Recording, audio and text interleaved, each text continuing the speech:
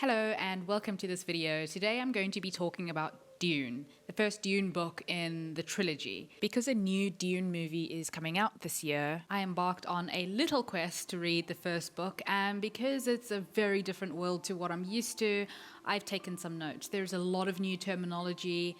So if you're not used to reading sci-fi and you would like a step-by-step breakdown of what goes on in the books and we can discuss a little bit afterwards, this video is for you. As usual, I have put the timestamps down in the description, and I've used media for this video from both the 1984 version of the movie and the new version, just because I thought it was fun to see different versions of the characters and compare. Anyway, let's get started.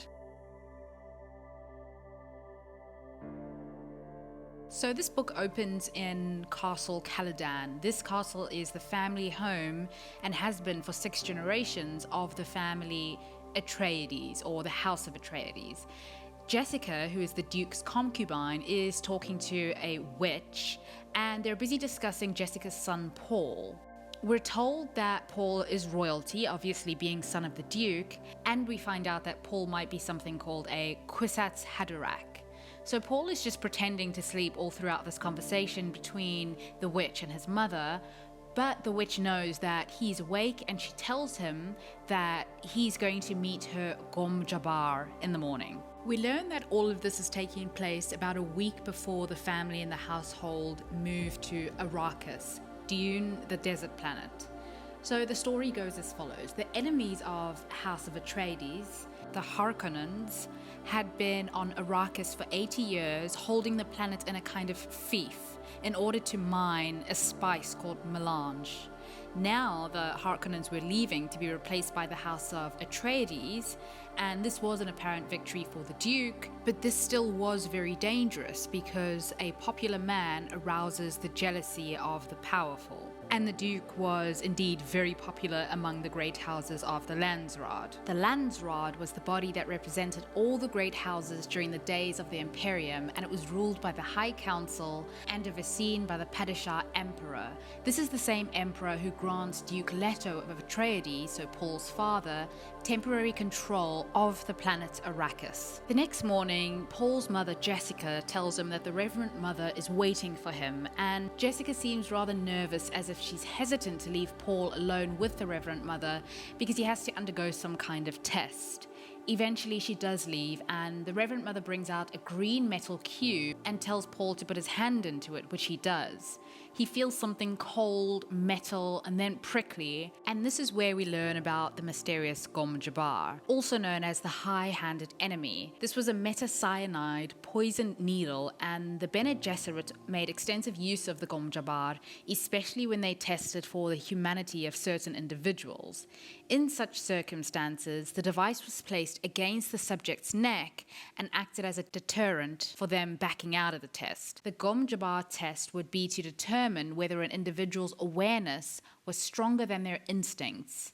If their awareness of the Gom Jabbar's presence was strong enough, it would override their instincts to withdraw from the test, which usually involved great physical pain. With his hand in the box, Paul feels agony as though his hand is getting burned, but when he's told to remove it, it looks fine. The Reverend Mother tells him that, just like sifting sand through a screen, the Bene Gesserit sift to find humans, and she's now excited that he could be quote-unquote the one. Jessica comes back and she's glad to see that Paul is alive and he is in fact human. We also find out here what the Kwisatz Haderach is. This is a man who, when he takes a truthsayer, something you take to detect falsehood, he would be able to look at both feminine and masculine memories and pasts. This has never been done before, and all men who have tried have died. The Bene Gesserit are a pseudo-religious organization of all-women spies, nuns, scientists, and theologians who use genetic experimentation, galactic political interference, and religious engineering to further their own agenda of ascending the human race with the advent of their chosen one, the Kwisatz Haderach. The primary objective of the Bene Gesserit was to attain further power and influence and to help direct humanity along a path of insight and stability, and the means of reaching this goal was through the Kwisatz Haderach, the one who can be in all places at once. The triumph of their plan was supposed to occur when the daughter of Leah Atreides married a son from the Harkonnen family, but their plans were thrown into turmoil by Jessica Atreides when she consciously gave birth to a son, Paul Atreides, instead of a daughter. Next, we get a glimpse into the house of the Harkonnens. These are the adversaries of the house of Atreides. We have Baron Vladimir Harkonnen, his nephew, Fayette Harkonnen, and his mentat, Peter de Vries. So a mentat was a profession or a discipline that was developed as a replacement to the computers and thinking machines, and mentats were used extensively by the great houses, primarily as political advisors.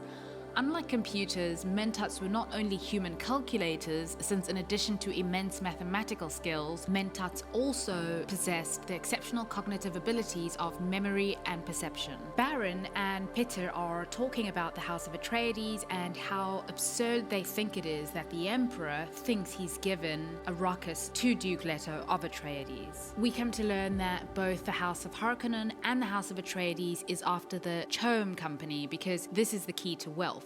This company essentially controls all of the economic affairs across the cosmos, and many houses depend on the CHOAM profits, and an enormous proportion of these depend on melange, the cinnamon-like spice. Baron and Peter outline their strategy to have the fief in Arrakis within a year, and we find out that the Baron not only wants Duke Leto dead, he wants to end his entire family line. They admit that the Duke Leto of Atreides is walking into a trap, and they intend to plan things so that when the Duke becomes aware of a traitor in the House of Atreides, the suspicion falls on Jessica rather than Dr. Yer, who is their agent as well. Back at Castle Caladan, we learn that Jessica desired a boy because the Duke, Paul's father, wanted a boy, and the Reverend Mother tells Jessica that because of this, the bloodlines will be lost forever, because the plan was to have the Atreides daughter marry a Harkonnen heir. Jessica thought she might give birth to the Kwisatz Haderach,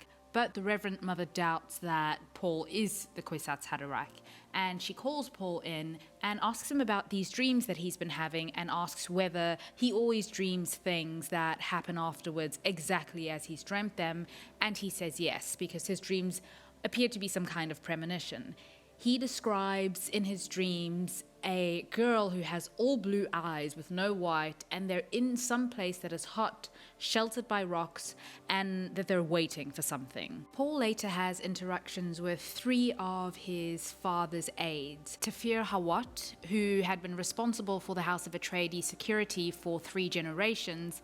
Hawat had also been entrusted with the training of Paul in the arts of war, as well as political and military strategy. He also chats with Gurney Halleck, who is the chief officer of Duke Leto, who helps Paul master weaponry, and Paul considers him a friend. They kind of spar and practice, and Halleck gives Paul notes on his skills.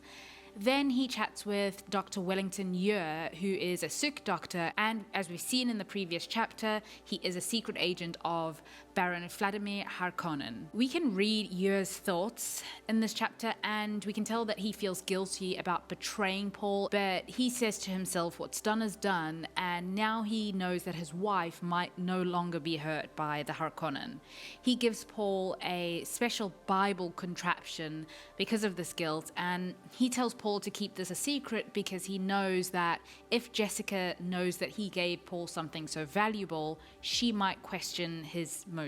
We also learn here about the Fremen. They're a tribe that chooses to live outside of the cities of Arrakis, in the wilderness of the desert, where they face dangerous sandworms and duke it out amongst themselves, and they use trial by combat as their main judicial system, and they wear still suits that assist with water retention so they can exist in desert conditions, and that water is a precious resource on Arrakis, and so they have to recycle their body's own moisture. As the son of the Duke, however, Paul will never be short of water, but he will notice the lack of it around him. Paul is also told that the Fremen are quite violent and that he won't be allowed to mingle with them. Finally, we see Paul with his father, Duke Leto of Atreides, and Duke Leto tells Paul that the Harkonnens have been stockpiling melange the spice for years in order for the spice production to fail, and the House of Atreides, or the Duke, can be blamed and everybody would be unhappy with the Duke.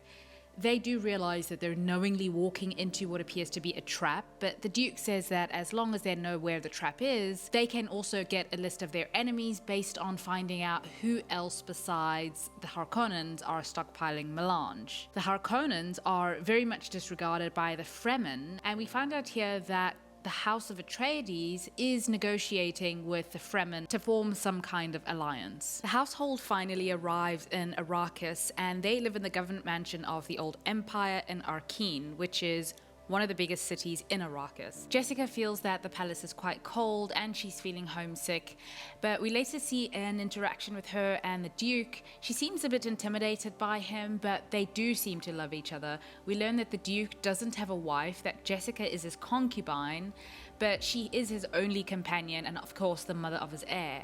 He hasn't married her because there may still be a chance at an alliance with one of the great houses. We also learn that while the Fremen haven't agreed to be allies, they have agreed to observe the House of Atreides and not raid their outlying villages. Later, Jessica meets the housekeeper Mapes, who reveals a crysknife, which could be a gift to Jessica should she prove to be the one. Mapes gives the knife to Jessica to keep and tells her that if it's away from her flesh for too long, it begins to disintegrate, so she needs to keep it close. About the crysknife, this was a knife whose blade was made from the tooth of a dead sandworm, and it was the weapon of choice for the Fremen. To the Fremen, the crysknife was sacred, and they maintained a lot of traditions around it. If it was drawn, it couldn't be resheathed until it had drawn blood, and the blade was not allowed to be seen by those considered to be outsiders by the tribe. Otherwise, they would have to die by it or be cleansed in an elaborate ritual. Back in Paul's room, he's getting ready to start exploring the house when he finds a hunter-seeker that comes out from behind the headboard. This is a tool used by assassins that almost kills him and Mapes, who's at the door to tell him that his father has called for him. He is the target, however, and he knows that someone nearby must be controlling it, but he manages to catch it in time. The housekeeper Mapes tells him that there is a traitor in their midst. At the same time, Jessica finds a wet plant conservatory filled with plants, and in it a friendly letter from the wife of Count Fenring, Lady Margaret Fenring. Count Fenring had been the governor of Arrakis during the handover period between the House of Harkonnen and House Atreides. Jessica senses that she too is Bene Gesserit, so there must be a secret message as well, and she searches for it and finds it written on a leaf, and it reads as follows: "Your son and the Duke are in immediate danger. A bedroom has been designed to attract your son. The H loaded it with death traps to be discovered, leaving one that may escape detection. I do not know the exact nature of the menace, but it has something to do with a bed. The threat to the Duke involves defection of a trusted companion or lieutenant. The H planned to give you as a gift to a minion. To the best of my knowledge, this conservatory is safe.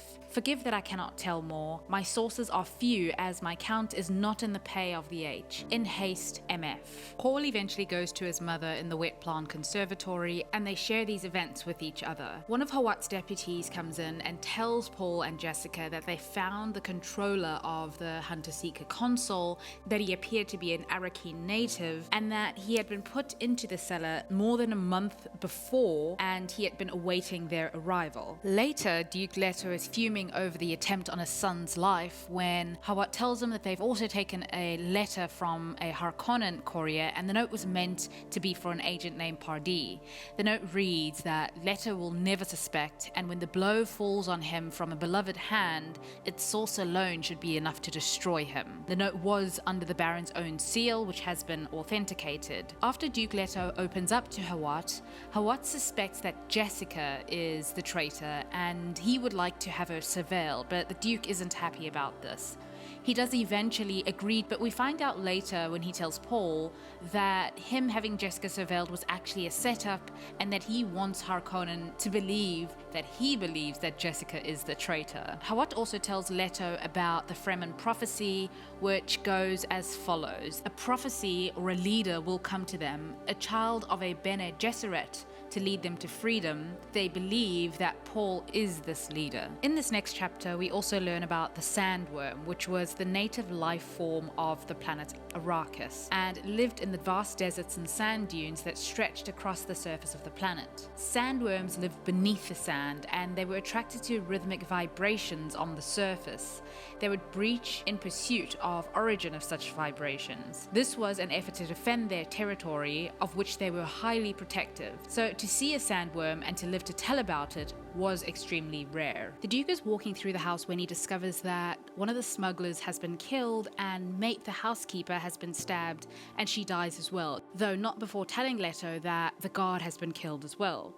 Suddenly, Yer appears and stabs him with a drug that paralyzes him, and obviously Yer is now exposed as the traitor, but he also tells the Duke that he wants the Baron dead, and that he will replace the Duke's tooth with one that, when bitten hard into, emits a poisonous deadly gas. He should do this when he's close enough to the Baron. Yer tells the Duke that for this, he'll ensure that Jessica and Paul are safe. Meanwhile, Jessica and Paul are being held hostage, bound by the Baron and his men. The plan is to leave both of them in the desert and have them consumed by sandworms. And they're transported out in a thopter, but they eventually manage to escape. Back at the house, we find out that the Baron obviously did not keep his word to Yer that he would spare Yer's wife, and for good measure he orders Peter to kill Yer. The Duke is finally brought in to the Baron. He's half conscious, but he somehow figures out that Jessica and Paul have escaped the Harkonnen. He then bites into his tooth and the poisonous gas is let out and everybody in the room dies, but the Baron manages to escape in the nick of time. It appears now that the Harkonnens are victorious. Back in hiding in the desert, Paul is having a difficult time because he's becoming aware of these kind of powers that he has. He can see into the future, he can see things, and he knows things that there's no way that he could know.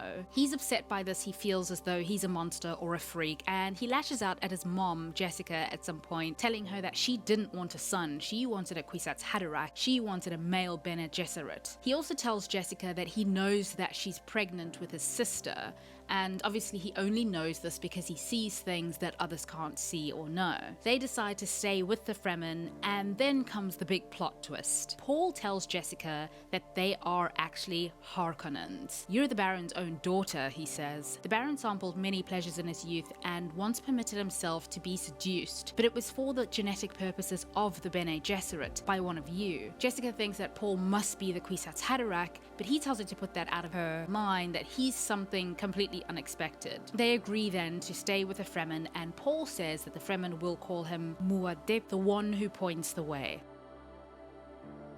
In Book 2, we get to see what life is like in Arakeen now that the Harkonnens are in power and desperately trying to keep it. During the 100th Slave Gladiator Games in Arakeen, the Count and Lady Enring, who are still there, note that there is this illusion that things are going well. There's this sense of fearful perfection. The servants are being military trained, there's extremely high security, the guards are regularly being deployed and have to fight. They also see that outside of the fresh paint and the banners from buildings, there are piles of rubbish on the sides of the road. We see that the Baron is paying a very high price for having taken Arakeen from the House of Atreides. Hawat also, by the way, gets captured by the Harkonnens, and it appears that he is now the Baron's mentat. The Count and Lady Fenring plot to have Lady Fenring seduce the Baron's nephew, Fiet, and they express their sorrow at the deaths of Atreides, but they say that they need to preserve the bloodline, and so Lady Fenring plans to get pregnant by Fiet, and they will flee Arakeen. Everyone assumes that Jessica and Paul are dead, but there is an uncertainty. The Baron would prefer to see their dead bodies, but he's told that because they got lost in a sandstorm, it's likely that their bones won't even ever be found. Back in the desert, Jessica and Paul are moving through and they realize that the Harkonnens are destroying everything in their path, trying to find any Atreides. But eventually they do join the Fremen. Paul finally meets Chani, the girl from his dream, and she kind of shows shows him the Fremen way. They get close, and eventually she tells him that Paul makes her see things and that she sees that she's holding a child, their child. And they kind of pledge that they will stay together. With the Reverend Mother of the Fremen being old and dying, they feel that Jessica might be the perfect choice to replace her. So Jessica takes this drug. It's a toxic liquid that comes from a young sandworm, and she becomes the new Reverend Mother of the Fremen. Book 3, The Prophet, takes place 2 years later, and in the private apartments of the Baron, we learn that he knows that the Fremen have a new prophet that they're called Muad'Dib. He finds this quite quaint, but he doesn't know that this is Paul, obviously, and we do also learn that the Fremen are actually getting stronger and more formidable under his leadership. We also find out that the Emperor who initially gave Arrakis to Duke Leto turned on the House of Atreides because Duke Leto's army was becoming almost as good as that of the Sardaukar military, which is the military belonging to the Emperor. Currently, the planet of Arrakis is being ruled by Rabban Harkonnen, Fied's older brother, and the plan, according to the Baron, was to have Rabban rule the planet in fear and terror for a long time, and then eventually, when he would install Fied, the people would welcome him as some kind of hero. In the desert, Chani and Paul have a son who is eventually killed as an infant by the Empress Sardaukar military. We know also that Paul's sister Alia, so Jessica's daughter, is somewhat different. People are nervous about her, they feel she's an abomination because she's a toddler. However, she speaks really well and she understands things and talks about things that only adults could possibly know. At this point, Paul is Fremen. He has the same blue eyes as the Fremen, and he refers to the Fremen as us. Eventually, they accept him as their official leader, and they decide to take on the fight for the rule of Arrakis. Paul and the Fremen all descend on Arrakis under the cover of a storm, and they conquer the Harkonnens and the Emperor's military. Paul demands that the Emperor give him his rightful place as the ruler of Arrakis. He also asks that he be married to the Emperor's daughter, Irulan. He eventually agrees to Paul's terms. And yeah, so this is pretty much a very high-level summary. There's so much more that happens. This book has everything: mythology, espionage, dynastic family feuds, bloodline drama, romance, adventure, boy king teen angst, which I think Timothée Chalamet will do really well with. And as someone who doesn't read sci-fi, I enjoyed it, even though I had to make some notes on the side. It was a little long at 400 pages, but you do get really immersed in the universe, so I felt that that was necessary. Learning more about the Fremen, that they were actually very sophisticated and have mastered riding the sandworms, I found that really interesting.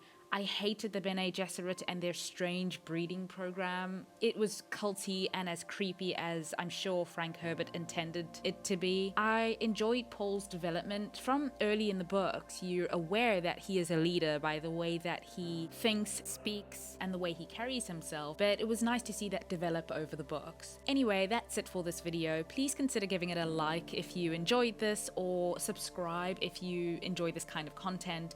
Thank you for watching.